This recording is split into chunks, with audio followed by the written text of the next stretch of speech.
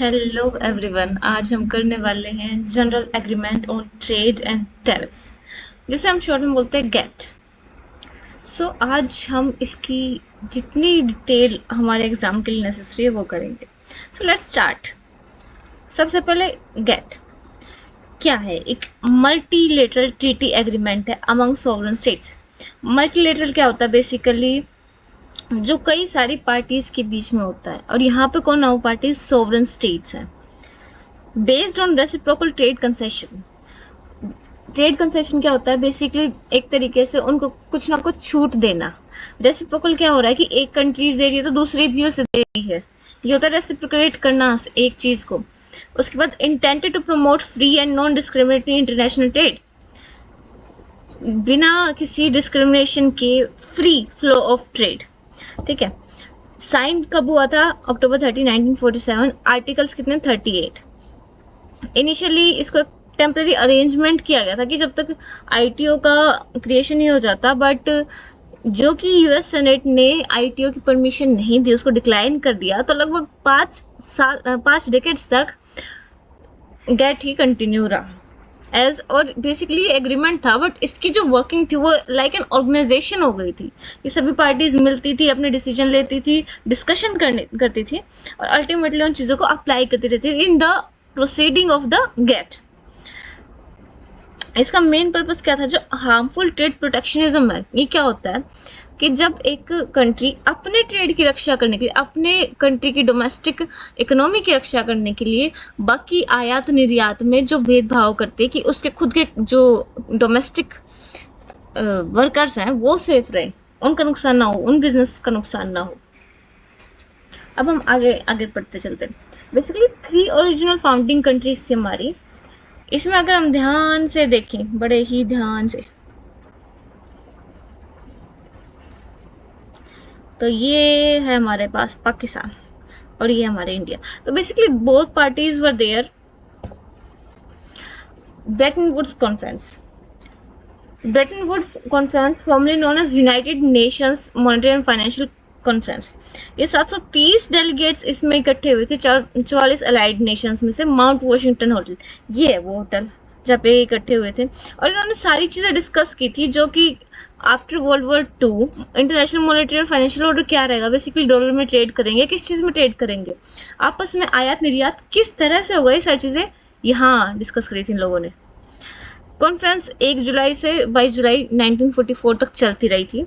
वहाँ पे कई सारे एग्रीमेंट साइन हुए, जिससे आगे चल के international bank of reconstruction and development की स्थापना हुई, जो बाद में वर्ल्ड बैंक ग्रुप जो हमारा उसका पार्ट बन चुका है। और आईएमएफ इंटरनेशनल मॉनेटरी फंड, इसकी भी यहीं से शुरुआत हुई थी। ये बेसिकली ब्रेटन वुड एक जगह है यूनाइटेड नेशंस में, राइट। अच्छा, अब समस्या क्या हो गई कि ब्रेटन वुड कॉन्फ्रेंस में हम क्या करना चाह रहे थे? बेसिकली जो मेंबर्स थे, 730 जो मेंबर थे, वो क्या करना चाहते? वो चाहते तो कि एक इंटरनेशनल ट्रेड ऑर्गेनाइजेशन बन जाए, जिससे सारी चीज़ें हमारी कि आपस में ट्रेड कैसे हो, ये सारी चीज़ें जो ऑब्स्टेकल्स आ रही है हमारे ट्रेड करने में, वो सोल्व हो जाए। सब कुछ हो गया था, सारे ड्राफ्ट वगैरह भी तैयार कर रखे थे, और ये भी डिसाइड हो गया था कि आईटीओ जो है वो कम्प्लीमेंट करेगा आईएमएफ और आईबीआरडी को, जो अभी एस्टेब्लिश हो चुका है। और जो यूएन कॉन्फ्रेंस हुई फिर उसके बाद हवाना में, क्यूबा में 1948 में, ये सारे चार्टर बेसिकली एग्री तो हो गए थे, पर समस्या क्या हुई कि वो कभी आए ही नहीं एग्जिस्टेंस में, क्योंकि जो यूएस सेनेट था उसने उसको रेटिफाई नहीं किया। और बात ये है कि यूएस की स्वीट विल पे सब कुछ चल रहा था। तो फिर इसके बाद less ambitious but yes general agreement on tariffs and trade हमारा अब अडोप्ट किया गया, और वो कंटिन्यू चलता रहा। अब हम बात करते हैं कि रीजंस क्या थे, हमें गेट की जरूरत ही क्यों पड़ी। तो 2 मेन चीजें हमें ध्यान रखनी है कि सबसे पहले तो ग्रेट डिप्रेशन ऑफ 1929, ये वाली चीज, और वर्ल्ड वॉर 2, ये 2 चीजें जिन्होंने बहुत ज्यादा कंट्रीब्यूट किया। अच्छा, ग्रेट डिप्रेशन क्या थी 1929 में? बेसिकली मेन जो इसका अफेक्टेड था वो था US, United states of America. वहाँ पे क्या हुआ? डिक्लाइन हो गया इंडस्ट्रियल प्रोडक्शन में, प्राइस ऑफ प्रोडक्ट्स में, दोनों में डिक्लाइन हो गया। बहुत ज़्यादा अनएम्प्लॉयमेंट हो गई, पॉवर्टी और होमलेसनेस। किसी भी मंदी की बेसिकली कॉमन बात होती है कि ये चीज़ें होती है। इसके रीजंस क्या थे? एक रीज़न तो ये माना जाता है कि स्टॉक मार्केट क्रैश हुआ था, जैसे स्टॉक प्राइस इंक्रीज हुई, बहुत सारे लोगों ने बहुत ज़्यादा स्टॉक परचेज करने के लिए इवन अपनी प्रॉपर्टीज़ को, होम्स को, घरों को भी मॉर्गेज कर दिया।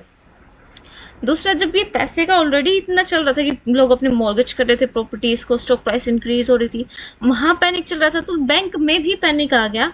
और जो वहाँ के प्रेसिडेंट थे उनको 4 दिन तो हॉलीडे देनी पड़ी बैंक को कि भाई लोग बहुत ज़्यादा अपना कैश विड्रॉ करने लगे थे कि बैंक कहीं इंसॉल्वेंट ना हो जाए। तो 4 दिन की हॉलीडे दी गई कि आप बैंक्स प्रूव कीजिए अपनी सॉल्वेंसी को, जो बाद में 3 दिन और बढ़ेगी, मतलब एक हफ्ते सारे तो ये सारे पैनिक चलने लगे थे। दूसरा, गोल्ड स्टैंडर्ड क्या था, अमेरिका के इंपोर्ट और एक्सपोर्ट में थोड़ी सी समस्या है आ गई। गोल्ड स्टैंडर्ड क्या होता था, बेसिकली कंट्रीज गोल्ड में ट्रेड करती थी, जिसके ज़्यादा होंगे स्टॉक, उसके जो करेंसी उसकी वैल्यू ज़्यादा होती थी। तो इनमें थोड़ा सा समस्या है कि एक्सपोर्ट तो उसके सस्ते थे, बट जो इम्पोर्ट कर रहे थे और बाकी जो डेवलपिंग नेशंस हैं उन पे ये सारा इफेक्ट पड़ा। तो कहीं ना कहीं बहुत ज़्यादा टाइम तक द ग्रेट डिप्रेशन का इफेक्ट जो है वो पूरी दुनिया पर रहा। अच्छा, वर्ल्ड वॉर 2 का क्या सिस्टम था? देखो, ये हमें पता है, एक्सेस पावर में जर्मनी, इटली, जापान थे, अलाइज में फ्रांस, ब्रिटेन, यूएसए, यूएसएसआर से सारी चीज़ें थी। जर्मनी क्या था, हिटलर वाली जगह। शुरुआत बेसिकली मेन तो यहीं से और थी कि जो 19 वाली 18 तक हमारा जो चला था फर्स्ट वर्ल्ड वॉर, उसके बाद जो जर्मनी था उसको दोषी मान के सभी, मतलब तकरीबन कंट्रीज ने क्या किया था, उन पे सैंक्शंस वगैरह लगाने स्टार्ट कर दिए थे। ट्रीटी ऑफ वर्साइल के बाद तो और सारी चीज़ें कि जर्मनी को उस चीज़ के लिए प्राइस पे करनी पड़ रही थी। और अब उनमें क्या था कि अल्ट्रा नेशनलिज्म जाग गया था कि हमारे साथ, उन्हें कहीं ना कहीं लग रहा था गलत हुआ है। दूसरा, वो रिकवर करना चाहते थे अपनी पहले वाली पोजिशन, पावर और इनकम, बेसिकली रिच होना चाहते थे। ये सारी चीज़ें और कुछ ना कुछ बदला लेना चाहते थे। तो स्टार्टिंग तो ये हुई कि उन्होंने पोलैंड को इन्वेड कर दिया। अच्छा, बीच में यूएसएसआर का जर्मनी के साथ सीक्रेट नेगोशिएशन हो गया कि भाई हम आपके साथ लड़ाई नहीं करेंगे। मतलब कई सारी चीज़ें ये सब चल रही थी। और इस उथल पुथल में क्या हुआ कि जो ट्रेड था वो तो भाई ठीक है, ख़राब हो ही गया, तकरीबन चीज़ें ख़राब हो गई, प्राइसेस हाई होने लगी, जो बहुत ज़्यादा चीज़ें थी वो सारी वेपन्स पे लगने लगी, बहुत ज़्यादा तबाही हो गई। तो इन सारी चीज़ों से जो दुनिया थी अब वो कुछ सीख ले चुकी थी कि अब हमें शांति चाहिए। तो शांति के लिए उन्होंने सोचा कि हम आपस में कुछ ऑर्गेनाइजेशंस बनाएंगे, कुछ प्लेटफॉर्म बनाएंगे जिसमें हम बातचीत कर सके और इस तरह की चीज़ें इतनी ज़्यादा एक्सीड ना हो। तो उसके लिए बेसिकली गेट ट्रेड के लिए यूज़ किया गया था हमारा। उसके कुछ प्रिंसिपल्स हैं गेट के, जैसे most favoured nation, rule of national treatment, tariff reductions and bindings, national treatment, elimination of, ये रिपीट हो गया, sorry, elimination of quantitative restrictions and transparency. अब हम इनको आगे डिटेल में रीड करते हैं। सबसे पहले मोस्ट फेवर्ड नेशन, ये 3 मार्क्स में भी आ जाता है क्वेश्चन, तो थोड़ा सा ठीक है, अपने ध्यान से पढ़ना। ये मेन जो एक एसेंस माना जाता है ना गेट का, वो चीज़ है। अगर सिंपल भाषा में कहूँ, हम कई बार क्या सोचते हैं कि जो इंसान हमें अच्छा लगता हो उसकी मेल लेते हैं, जैसे फैमिलीज में भी होता है, कंट्रीज में भी होता है कि जो उसका दोस्त है उस दोस्त को एक ज़्यादा टॉफी देगा। तो ऐसी इन तरह की चीज़ों को रोकने के लिए, फॉर एग्जांपल हमारे अगर दोस्त हैं आपस में, 2 कंट्रीज हैं, तो हम एक दूसरे के साथ तो कम उसमें कर रहे हैं, और जो बाकी हमें थोड़ी कम पसंद है उनके साथ हम ज़्यादा टैक्स लगा रहे हैं, सारी चीज़। तो इस तरह की चीज़ों को रोकने के लिए कि शांति बनी रहे, अलग से ये ना हो कि उसके साथ ये कर दिया, भेदभाव वाली चीज़ को हटाने के लिए। अगर हम इसकी आंसर के लिए पढ़े तो the MFN rule is a basic to the whole edifice of the GATT, stated in article 1 में, ठीक है। It requires that if one GATT signatory, एक जो सिग्नेटरी है हमारे 23 से शुरुआत हुई थी, और जब ये 1995-94 में जब एक बंद हुई थी ऑर्गेनाइजेशन और WTO एस्टेब्लिश हो गया था, तो लगभग 125 तक हमारी पहुंच चुकी थी। तो धीरे धीरे इंक्रीज होते सिग्नेटरीज, ये बात तो हमें पता है। क्या करते कि जो दूसरी कंट्री है ना, मोर फेवरेबल ट्रीटमेंट वाली चीज़ ना हो, जैसे कि deduction in the custom duty payable on imports of a particular period, तो उसको it must immediately and unconditionally same treatment देना होगा जो इम्पोर्ट्स बाकी सारे सिग्नेटरीज से आ रहे हैं उन सभी को। बेसिकली डिस्क्रिमिनेशन नहीं करना है। जो हमारा नॉन डिस्क्रिमिनेशन का या फिर हम MFN बोले ऑब्लिगेशन थी, सभी कस्टम ड्यूटी चार्जेस किसी भी तरह के हैं, चाहे वो इम्पोर्ट एक्सपोर्ट ड्यूटी हो, इंटरनल टैक्सेस हो, चार्जेस हो या फिर और कोई तरह के हो, सारे उनमें हम भेदभाव नहीं करेंगे। हालांकि इसके लिए कुछ एक्सेप्शंस भी इनमें दे रखी हैं, but they are not that much necessary to be discussed here. उसके बाद टैरिफ रिडक्शंस एंड बाइंडिंग्स।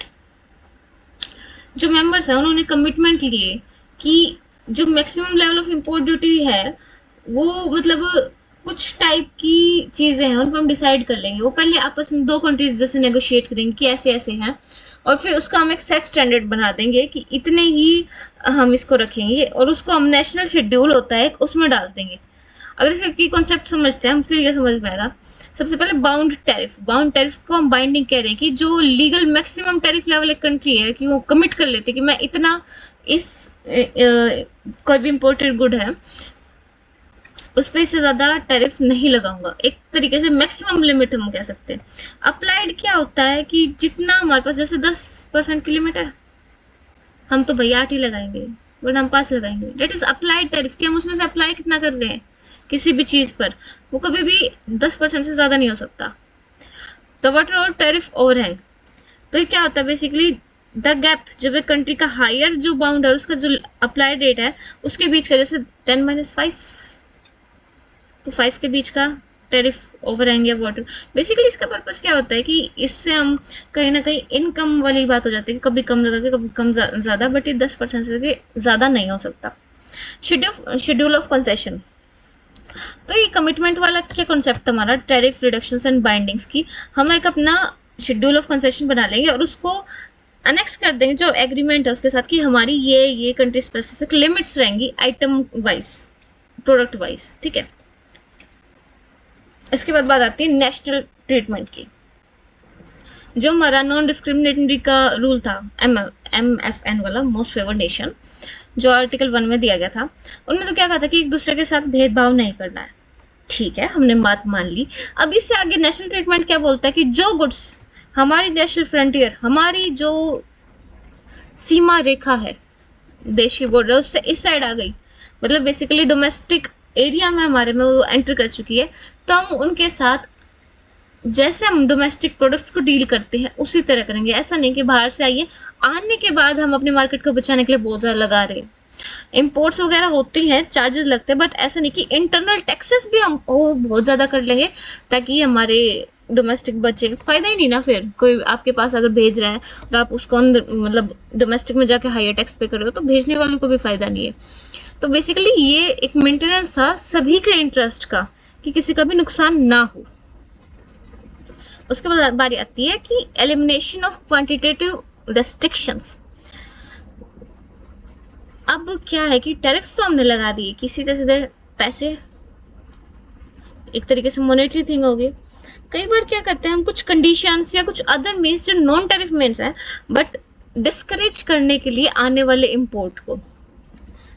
तो इसमें बोला कि हमें ऐसे नहीं करना है कि हम इंपोर्टेशन एक्सपोर्टेशन सेल या फिर और जो मेंबर्स टेरिटरी है उनमें मतलब जाके ऐसी ऐसी चीजें करें, रेस्ट्रिक्शंस या प्रोहिबिशंस लगा दें कि हमारे पास इंपोर्ट आए ही ना, हम सिर्फ एक्सपोर्ट देते रहे, हमारा सामान खरीद लो, हम और कुछ नहीं करना चाहते।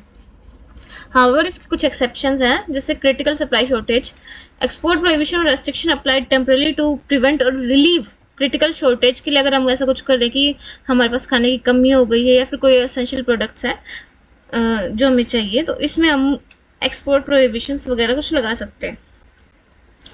दूसरा एग्रीकल्चरल स्टैंडर्ड, अगर कोई गुड्स, ऐसा नहीं है कि हम अगर वो नहीं लगा सकते सैंक्शंस, तो हम बेकार क्वालिटी की चीज़ें हमारी कंट्री में आने देंगे जिससे हमारे लोगों की तबीयत खराब होगी, एक हार्मफुल इफेक्ट पड़ेगा। नेक्स्ट है हमारा ट्रांसपेरेंसी। अगर हम ट्रांसपेरेंसी की बात करें तो ये हर जगह आवश्यक है फिलहाल के टाइम पे। तो अच्छा, यहाँ पे WTO की जगह ये बाय मिस्टेक लिखा गया है WTO, यहाँ पे गेट आएगा। अच्छा, क्योंकि ये अब इन्होंने सक्सीड WTO ने करा तो ज़्यादा फर्क इन चीज़ों में है नहीं।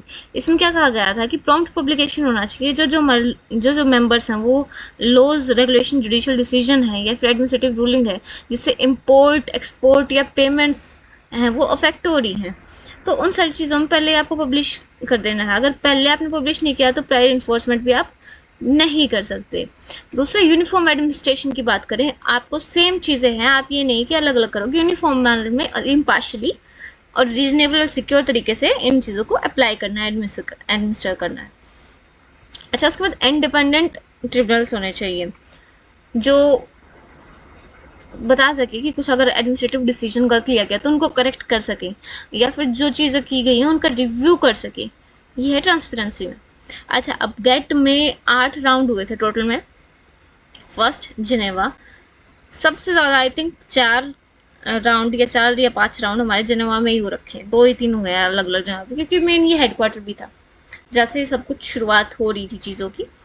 सबसे पहले 1947 में हुआ था जिनेवा में, 23 कंट्रीज ने पार्टिसिपेट किया था, 45,000 के आसपास इन्होंने टैरिफ कंसेशन किए थे। ज़्यादातर ये टैरिफ कंसेशन ही कर रहे हैं, यही उनका काम था उस टाइम पे। उसके बाद सेकंड हुआ एनएसई में 1950 के अंदर 13 कंट्रीज ने पार्टिसिपेट किया। यहाँ पे कंट्रीज की संख्या कम हो रही है और 5,000 के आसपास उन्होंने टैरिफ रिडक्शन की थी। उसका टर्क का राउंड हुआ फ्रांस के इंग्लैंड के अंदर ये जगह है टर्क में, 1951 में यहाँ पे हुआ था। 38 कंट्रीज ने पार्टिसिपेट किया था, 8,700 टैरिफ हमारे कंसेशन किए गए थे। उसका जेनेवा राउंड की बात करते हैं।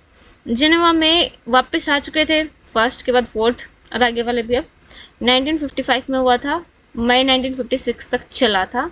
26 कंट्रीज ने पार्टिसिपेट किया। 2.5 बिलियन टैरिफ है जो रिड्यूस किए गए या फिर हटा ही दिए गए, एलिमिनेट कर दिए गए थे। फिफ्थ राउंड हमारा डिलन राउंड के नाम से जाना जाता है। डिलन कौन थे? ये जो है ना फोटो लगा रखी जिसकी स्माइलिंग फोटो, डगलस डिलन। ये US treasury secretary and former US secretary of state थे बेसिकली। हमें उनकी पोजीशन से ठीक है एग्जाम्स में नजर आता, वरना कुछ ज़्यादा फर्क नहीं पड़ता, क्योंकि इन्होंने शुरुआत करी थी, प्रपोज किया था टॉक्स करने के लिए, तो बातचीत करने के लिए, तो इनके नाम पे इसको रख दिया गया था। 4.9 बिलियन टैरिफ थे, रिड्यूस हुए थे। और यहाँ पे क्या हुआ था, यूरोपियन इकोनॉमिक कम्युनिटी एस्टेब्लिश करने की भी डिस्कशन यहीं से स्टार्ट हुई थी। ठीक है, फायदे की बातें, राइट। उसके बाद कैनेडी राउंड था। कैनेडी कौन थे? जॉन एफ कैनेडी यूएस के प्रेसिडेंट थे, जिनकी डेथ हो चुकी थी। और जहाँ तक है कहा जाता है कि उनका असैसिनेशन हुआ था, मतलब बेसिकली मारा गया था उनको, हत्या। ठीक है, तो उनके नाम पे इसको रखा गया। 1967 तक चला था ये, 1964 से, और 40 बिलियन के आसपास टैरिफ की कंसेशन किया गया था। उसके बाद गेट का जो 7th राउंड था वो हुआ टोक्यो में। Tokyo is in Japan, Doraemon वाली जगह ना। 1973 से 1979 तक ये चला। इसका क्या था, नई रेगुलेशन यहाँ पे एस्टेब्लिश किए गई थी, जिसमें प्रोलिफरेशन बेसिकली ग्रोथ होता है, इसका मतलब ऑफ नॉन टैरिफ बैरियर्स और वॉलंटरी एक्सपोर्ट रेस्ट्रिक्शंस, इनके बारे में बात की गई कि हम जानबूझ के जो नॉन टैरिफ बैरियर्स उनको ना बढ़ाएं। 102 कंट्रीज ने पार्टिसिपेट किया, कंसेशन किए गए 190 बिलियन वर्थ डॉलर्स का। उसके बाद उरुग्वे में राउंड हुआ 1986 में, 125 कंट्रीज ने पार्टिसिपेट किया। ये 19 it was most ambitious round था अभी तक का, कि सबसे ज़्यादा दिमाग इसी राउंड में लगाया गया था। ठीक है, और बीच में इनके आपस में बहुत सारी कंट्रीज, देखो एक चीज़ होती है कि जब थोड़े लोग होते हैं तो उनकी समस्या भी कम होती है, जब ज़्यादा लोग होते हैं तो उनका रिप्रेजेंटेशन भी ज़्यादा आता है। अब 125 कंट्रीज पार्टिसिपेट करें तो ऐसा कैसे हो सकता है कि किसी का डिसइंटरेस्ट ना हुआ, उसके उसमें एक्ट ना हुआ हो। कहीं ना कहीं आपस में उनका डेडलॉक हुआ था अल्टीमेटली, जो कि मिस्टर डंकल थे, ये आर्थर डंकल। इन्होंने एक डिटेल्ड डॉक्यूमेंट बनाया, उसके बाद उन सभी लोगों ने यहाँ पे साइन किया। इसमें क्या हुआ, नए एरियाज जैसे कि services, capital, intellectual property, textiles and agriculture को इनको ऐड किया गया था। अब फायदे क्या थे, प्रोस क्या थे गेट के? सबसे पहले तो टैरिफ रिड्यूस हुआ 8% अ ईयर, मतलब साल के 8% से बढ़ रहे थे हमारे 1950 से 1960 तक क्या वर्ल्ड ट्रेड। बहुत सारी कंट्रीज ने ज्वाइन कर लिया गया था। पहले 23 मेंबर थे, लास्ट तक आते आते 128 के आसपास हो गए थे। तकरीबन कंट्रीज आ गई। जो ट्रेड करते हैं वो तो आएंगे क्योंकि उनके इंटरेस्ट से था, उनका कंसर्न था। तो 80% ऑफ वर्ल्ड ट्रेड वाली कंट्रीज ऑलरेडी इसका पार्ट बन चुकी थी, एक प्लेटफॉर्म बन चुका था हमारे पास। और इसने क्या किया, वर्ल्ड पीस को भी प्रॉम्प्ट किया। जैसे EU वगैरह के जो मेंबर्स हैं उनका बन गया, उनके आपस में ट्रेड एग्रीमेंट्स हुए, तो उनके बेसिकली जो वोट्स वगैरह हैं वो भी कम हो गई इस चीज़ के बाद। और इसने कम्युनिकेशन को बढ़ावा दिया, जैसे मैंने बताया कि प्लेटफॉर्म तो मिल गया, साथ में इंसेंटिवाइज किया गया इंग्लिश को, क्योंकि मेजर जो कंट्रीज आपस में ट्रेड कर रही थी वो English as a language use कर रही थी, तो उसको बढ़ाने से आपस में जो इनसाइट्स एक दूसरे को ज़्यादा बेहतर तरीके से समझने लगे। और उसी से एक लैंग्वेज क्या होता है, एक मीन्स होता है किसी कंट्री को जानने का, ठीक है। उसका कॉन्स क्या थे, क्या क्या नुकसान थे। सबसे पहला, डोमेस्टिक इंडस्ट्री को रून कर सकता है, तबाह। इसमें जो ट्रेड ऑफ सर्विसेज थे वो नहीं किए गए थे, ओनली ट्रेड ऑफ गुड्स के बारे में बात की गई थी गेट के अंदर में। और जो नेशंस है जिनकी लोगों की धरती है उन्हीं का अधिकार का ध्यान नहीं रखा गया। फॉर एग्जाम्पल, बाहर से प्रोडक्ट आया, हमें अलाउ करना पड़ेगा इस एग्रीमेंट की वजह से, तो जो हमारे डोमेस्टिक वर्कर्स हैं, बिजनेसेस हैं, कि स्मॉल स्केल बिजनेसेस हैं, इंडस्ट्रीज हैं, उनका क्या होगा, उनको बहुत ज़्यादा इफेक्ट हुई इसकी वजह से। उनके अधिकार थे जो राइट टू लाइवलीहुड, वर्कहुड, तो वो सारी चीज़ें अफेक्ट हो गई। जो स्मॉल कंट्रीज हैं, स्मॉल ट्रेडिशनल इकोनॉमीज हैं, उनको बहुत ज़्यादा डिस्टेबलाइज करने का काम करता है गेट जैसे एग्रीमेंट्स। अब लास्ट में बात आती है कि गेट को रिप्लेस क्यों किया गया वर्ल्ड ट्रेड ऑर्गेनाइजेशन से। तो फर्स्ट ऑफ ऑल ये एक एग्रीमेंट था जो बेचारे को, जिस एग्रीमेंट को मजबूर कर दिया गया था एज अ इंस्टीट्यूशन एक्ट करने के लिए, क्योंकि आईटीओ बनाना था। आईटीओ को यूएस सेनेट ने अपनी स्विच विल बेसिकली नहीं मन करा, अगले ने नहीं करी, परमिशन नहीं दी, तो नहीं बना, वो चलता था अमेरिका का सिक्का। तो उस टाइम तक गेट को एज सारे काम करने पड़े, बट उसके पास प्रॉपर इंफ्रास्ट्रक्चर नहीं था, तो इसके लिए हमें WTO की आवश्यकता थी, वर्ल्ड ट्रेड ऑर्गेनाइजेशन की। और साथ में ही जो हमारी चीज़ें फेयर्स रह गए थे काफ़ी सारे, जैसे कि हमने लास्ट डिस्कस किया, एडिशंस जो हमारे हुए थे इस राउंड में, ये वाले services, capital, intellectual property, textile, agriculture, तो ये फिर बाद में WTO के थ्रू ऐड किए गए थे। So that's all for today. Hope आपको अच्छा लगा हो, नहीं लगा हो तो कमेंट में बताओ कि ठीक है क्या इम्प्रूवमेंट करनी। एंड वेल, कोई नहीं, let's enjoy the process of learning. So okay.